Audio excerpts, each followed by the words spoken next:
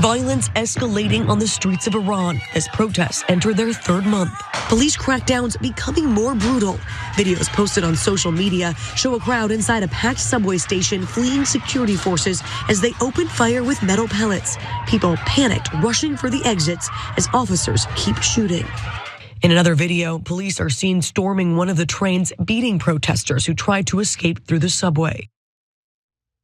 Yes, the protests continue in Iran now in their third months, and while the protests are continuing, the strike back against the protesters is escalating as well. So far this week, 5 protesters have received death sentences for their role in the ongoing protest. Now, there had been rumors going around earlier this week that 15,000 had received those sentences. That was a bit of a miscommunication. Now, parliamentarians in Iran said that about 15,000 people should get decisive punishment because they have waged war against God, but it isn't up to the parliamentarians to determine the punishment, it's the judiciary.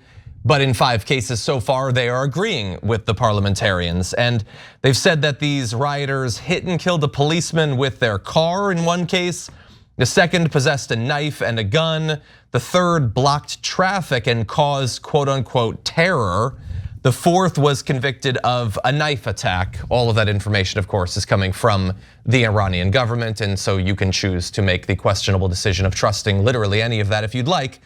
Amnesty International says that the 5 were among at least 21 detainees charged with security-related offenses that are punishable by death under the Sharia-based legal system, including the crimes of enmity against God and corruption on earth. These sentences are preliminary and can be appealed for whatever that ends up being worth. But bear in mind, on a per capita basis, Iran already executes more people than any other country in the world, despite strong competition from the United States. And so it's not up into the thousands yet, it's not up into the hundreds for the executions, except the executions that are taking place on the streets, because at least 348 protesters have just been killed while protesting. Nearly 16,000 have been arrested in mass crackdowns. And so while we haven't yet seen exactly how far the judiciary is willing to go with the death sentences, they have begun to issue them. And there's a lot of people still waiting to find out what's gonna happen to them in the end. What do y'all think? Mas. You know, I was born in Iran. I left at the age of 6, right at the revolution. And I've seen this government abuse, kill, torture its people now for 43 years. What I like to say is that the Islamic regime took Americans hostage for 444 days, and they've taken Iranians hostage for 43 years. And what we're seeing right now is unprecedented. We are seeing basically a situation that began with Mahsa Amini, who was a 22-year-old walking in the streets, had her hair out a little bit under the hijab. They arrested her and they beat her to death. And then, true to the Islamic regime's fashion, they lied about it and said, oh, she died of natural causes, a perfectly healthy 22-year-old young woman. And so that's led to these protests. And as an Iranian American, I have been immersed in this for the past 2-3 months. Every day I wake up, I see videos. Every night I see videos all the time. And the one thing I've been asking is for my friends in the West, Americans, to pay attention. And I'm happy that you guys cover this. And I think that we are getting some progress, because what happens is every day we hear the brutality. I think the more brutal this regime gets, the more desperate they're getting, because what's happening is it's causing more and more protests. Most recently, they killed a 10-year-old boy, and the parents, this just shows you how brutal this regime is. The parents had to take their kid's corpse with them, and they took him home. And there's pictures of this kid now with ice around him because they're trying to maintain the kid and then take him to the burial, because they didn't want the officials to get a hold of the kid and take the kid and lie about the story. But by the way, the officials tried to claim that it was an ISIS hit, but it was actually authorities of the Iranian government. So we're seeing them get more and more brutal, but we're seeing the young people in Iran are done with it. The women of Iran are done with it. The people of Iran are done with the oppression. And one of the things I try to tell my American friends is this Islamic regime is not Muslim, like, oh, good Muslim, somebody who's minding their own business and is just religious. This is a theocratic and a totalitarian regime, an autocratic regime, who, when they came into power, the first thing they did was they told women, cover yourselves up. You're now worth half of a man in court when it comes to testimonies. You can't do many things men can do, and men can continue to go about their lives the way they want. And so they oppress women right away. And after that, they go after LGBTQ. And after that, they go after religious minorities. And when Americans go, wow, that seems like so far away, I go, no, it's not. Just this year, the Supreme Court took a woman's right to choose away. So they went after women, and then Clarence Thomas said that he plans to go after gay marriage next, or at least he alluded to it.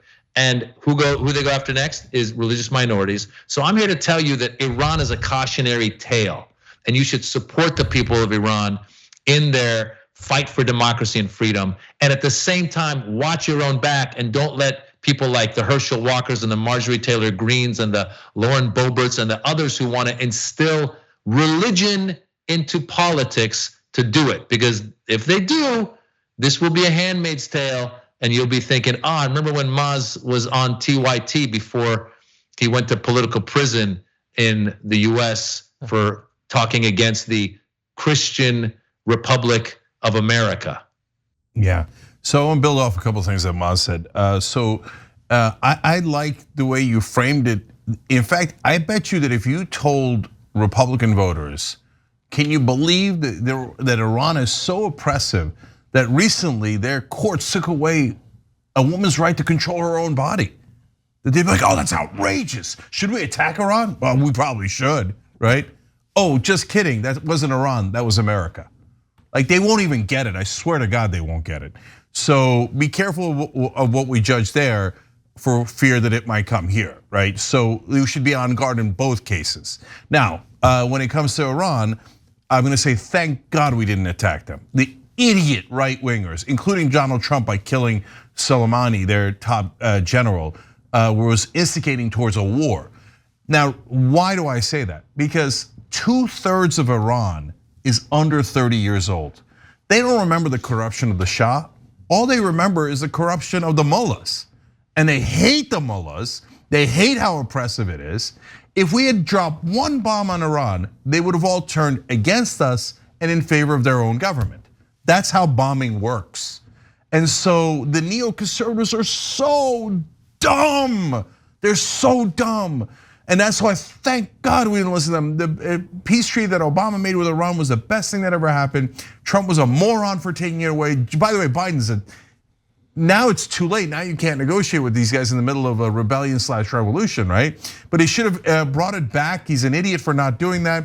Because the minute that Iran has a conflict with America, they're gonna be able to rally their own people on the side of their corrupt government. And you don't want that. What you want is this. I know it's oppressive, it's terrible to see. I feel terrible for the people that have died, but this is what a popular uprising against an oppressive government looks like. Let them do it, let them do their own work here instead of interfering it and making it worse. So in a sense, it's awful, right, to see these protesters being killed, etc. In a sense, it's wonderful to see an actual population rise up organically and not have others interfere. And then last thing is that statement. They say, oh, it's enmity against God and corruption on earth.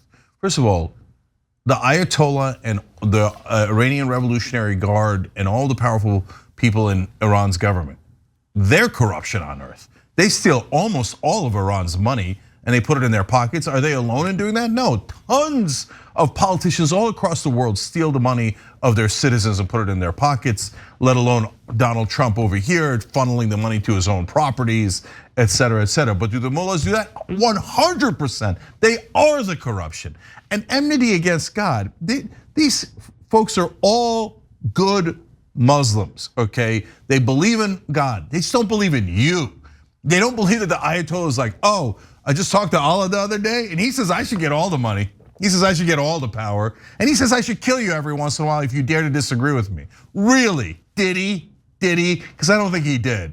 And is Allah so weak according to the Ayatollah that he can't do his own work? That he has to go and oppress people and kill people on behalf of Allah? That's gotta be the weakest God I've ever heard in my life. So never believe anyone, Muslim, Christian, Jewish, doesn't matter, that says that they're speaking on behalf of God. 100% of the time, it is 100% BS, and they're actually speaking on their own behalf, and they're probably the most corrupt, dangerous person you've ever seen. And I'll piggyback on that real quickly. Sorry, Cenk, that I think that a lot of the young people in Iran aren't even religious anymore because of the corruption they've seen with this regime. So, and the whole point is you should be able to practice whatever religion you want, whether you're Muslim, Baha'i, Christian, Jewish, Zoroastrian, whatever it is. And this regime has been so brutal and so corrupt, just like you just said, the supreme leader, the Khamenei, this guy's a supreme leader, and he supposedly has some connection to God. No, he's just some old dude who read the Quran more than you and I did. And that's it. He's some dude. And the young people are done with it. And it's so, I'm telling you, I'm so inspired as an Iranian American. When I first came to America in late 78 and then the hostage crisis happened, back then I would tell people I'm Iranian and I would cringe because I was waiting for them to call me terrorist, towelhead, or effing Iranian.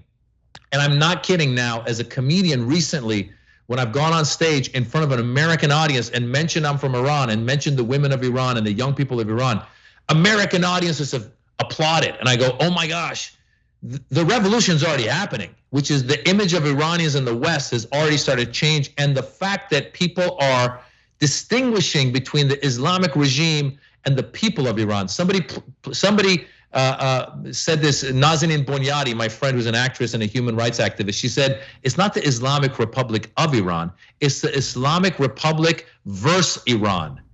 And again, I hope anybody who's watching this, who's a TYT fan, will follow different voices that are out there talking about this issue and retweet and repost, because the more we shine a light on this corrupt regime, on this brutal regime, the more likely that the revolution for freedom in Iran will be successful. Thanks for watching The Young Turks. Really appreciate it.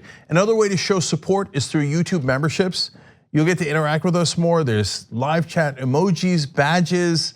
You've got emojis of me, Anna, John, JR. So those are super fun. But you also get playback of our exclusive member-only shows and specials right after they air. So all of that, all you gotta do is click that join button right underneath the video. Thank you.